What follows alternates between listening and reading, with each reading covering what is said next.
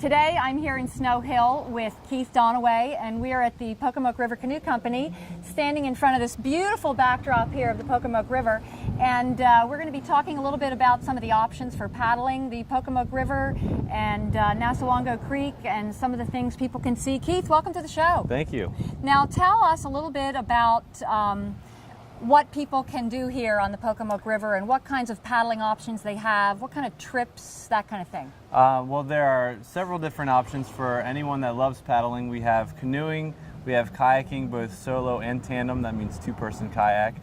We also have some ocean kayaks that have a paddleboard option for the people that want to try something new and stand up and paddle. We have those options. There's also some motorboating opportunities, but I think what people really love is to really get out there with nature, a little bit more quiet and more scenic, and do some of these trips. So the difference that I see between paddling here and paddling, for instance, in Ocean City, is the river is very wild, if you will. There's really no development on the shores of the river. That is correct, especially this part of the river right here. For the next 20 miles north from here, there's virtually no development whatsoever. It's all bald cypress swamp. The bald cypress trees are all along the river.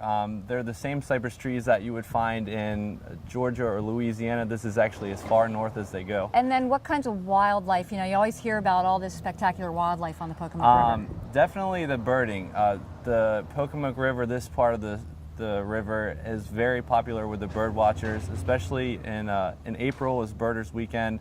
Lots of rare birds like to come here, as well as the more local birds like the great blue heron, the great bald eagle.